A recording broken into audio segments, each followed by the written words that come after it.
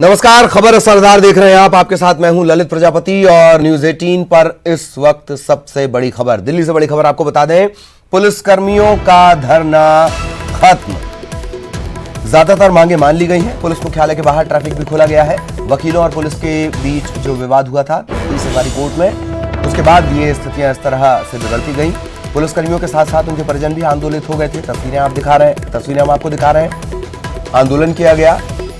संभवतः पहली बार ऐसा हुआ कि पुलिसकर्मी खुद प्रदर्शन करते नजर आए।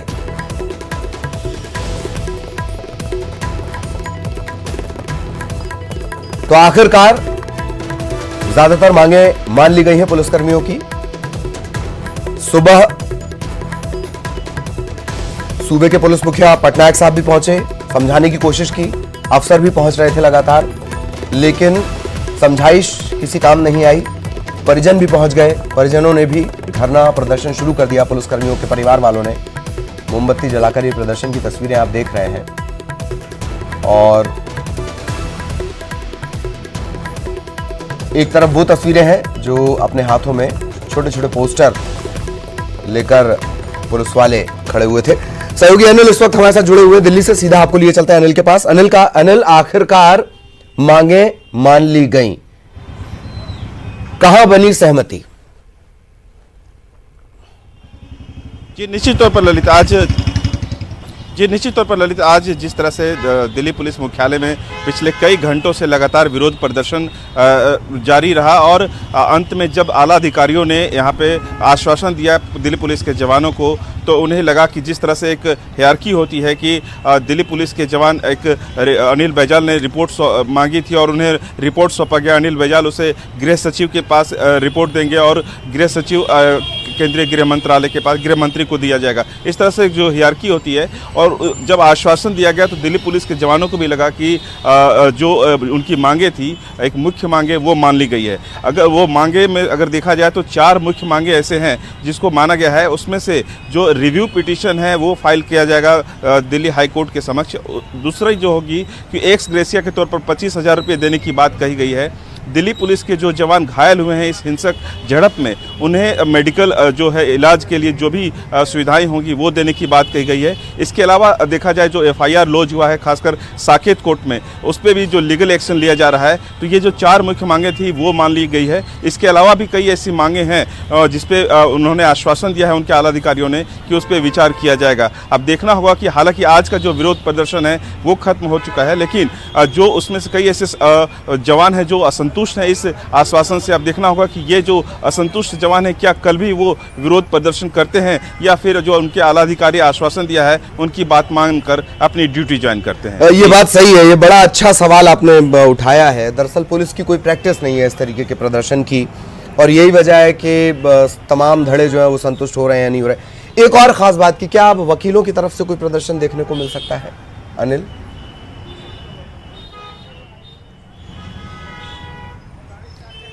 जी निश्चित तौर पर जिस तरह से कल सुनवाई है कोर्ट में जिस तरह से फैसला आता है, किस तरह से Delhi police review petition file करती है, इन तमाम चीज़ों को लेकर के जो कदम उठाए जा रहे हैं उस पर निश्चित तौर पर दूसरे पक्ष जो है वकीलों की वो भी नज़र रखे हुए होंगे। उसके बाद वो उनकी क्या रणनीति होगी ये अभी आने वाले समय पर पता चलेगा। लेकिन कल तक के लिए हमें इंतजार करना होगा कि क्या कुछ सुनवाई होती है, सुनवाई में किस तरह के फैसले लिए जाते हैं, किस तरह के जाँच की आदेश दिए जाते हैं। जी चलिए, वाकई और दिल्ली पुलिस के लिए अपना दिल बड़ा करने और लकीर खींचने के लिए कल का दिन है। शायद ये बातें बाहर ही निपट जाएं तो बेहतर है। बहुत बहुत शुक्रिया अनिल आपका इस तमाम जानकारी के लिए। सहयोगी अनिल हमारे साथ जुड़े हुए थे। तो देखा आपने, दिल्ली में कानून के रखवालों की कहीं ना कहीं जीत हुई और मध्य प्रदेश में कानून हार गया। मध्य प्रदेश के मुख्यमंत्री कमलनाथ प्रदेश को होर्डिंग और बैनर मुक्त कराने के लिए लाख जतन कर ले हैं, लेकिन आर्थिक राजधानी इंदौर में बिना पोस्टर बैनर के नेताओं को राजनीति भाती नहीं। इसी का परिणाम है कि सीएम के निर्देश के बावजूद उनके मंत्रियों के समर्थकों द्वारा आदेशों की धज्जियां उड़ाई जा रही हैं। मंगलवार को मध्य प्रदेश के स्वास्थ्य मंत्री तुलसी सिलावट का जन्मदिन था। समर्थक खुशी का इजहार कर रहे थे। नियमों के विरुद्ध खुशी का इजहार कर रहे थे। इंदौर में मंत्री के रेसिडेंसी इलाके में स्थित सरकारी आवास को जन्मदिन के बधाइयों के जो होर्डिंग बैनर पोस्टर है उनसे पाट दिया गया। आसपास के इलाके में भी बैनर पोस्टर लगाए गए। जानकारी नगर निगम को लगी। नया नियम है, पोस्टर बैनर नहीं होने हैं। निगम ने उन्हें हटाने की कवायद शुरू कर दी, लेकिन मंत्री के समर्थक जिनके लिए नियम कायदे कानून सब जेब में है, वो निगम कर्मियों से मारपीट करने पहुंच गए। मारपीट भी की।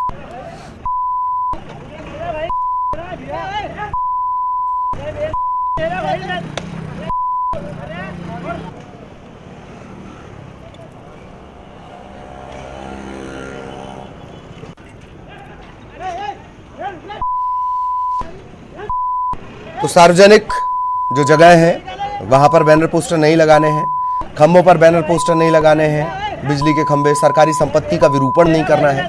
इन्हीं सब के मद्देनजर ये कहा गया, ये नियम भी बनाया गया कि बाकायदा अब इसका पेमेंट भी लगेगा और इस तरीके से जो गलत तरीके से पोस्टर लगाए जाते हैं वो नहीं लगाए जाएंगे।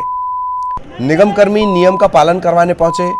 अब मंत्री जी के समर्थक सैया भाई कोतवाल अब डर काहे का, तो उन्होंने खुद से न्याय करना शुरू कर दिया। कानून जेब में जाए, नियम कायदे की जमकर धज्जियां उड़ाई गई। ये तस्वीरें आप देख रहे हैं और निगम कर्मियों को पीटा गया। उम्मीद है तुलसी सिलावट भी अपने समर्थकों को बताएंगे कि वो मंत्री हैं और प्रदेश नियम कानून से चलता है। विकास हमारे साथ जुड़े हुए हैं। विकास, मंत्री जी के समर्थक, नियम भी कांग्रेस के कार्यकाल में बना, सैया भाई कोतवाल अब डर काहे का? विकास जी बिल्कुल ललित, आपको बता दूं कि जिस प्रकार कुछ पूर्व में निगम की एक परिषद बैठक हुई थी, उसमें ये प्रस्ताव पारित हुआ था सर्वसम्मति से कि कोई भी प्लास्टिक के बैनर पोस्टर शहर में नहीं लगाए जाएंगे। उसके बाद मुख्यमंत्री कमलनाथ ने खुद इस बात की अगुवाई की और बैनर पोस्टर पर प्रतिबंध लगाने की बात कही। हालांकि बावजूद इसके स्वास्थ्य मंत्री का जब जन्मदिन था तो उनके समर्थकों को ये नियम बिल्कुल नागवार गुजरा। बावजूद इसके जगह जगह होर्डिंग बैनर पोस्टर लगाए गए और इस बात की जैसे ही भनक निगम के अधिकारियों को लगी तो निगम की तमाम जो कर्मचारी फील्ड में मौजूद थे वो बैनर पोस्टर को हटाने के लिए पहुंचे थे और ऐसे में समर्थकों का विवाद उनसे हुआ। और इसके साथ ही जो तस्वीर है उसमें साफ ये भी बीच बीच में सुनाई दे रहा है, जो इसमें समर्थक ये कह रहे हैं कि सरकार हमारी है, देख लेंगे। तो इससे जाहिर होता है कि मंत्री जी के जो समर्थक हैं वो नियम कायदे कानून से ऊपर उठकर अपने आप को मानते हैं और यही वजह बनती है कि वो जन्मदिन का जो सेलिब्रेशन है वो अपने ही अंदाज में करते हुए नजर आ रहे हैं।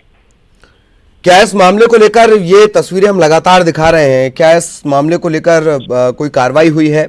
निगम का कोई रिएक्शन आपको मिल पाया, निगम कर्मियों का?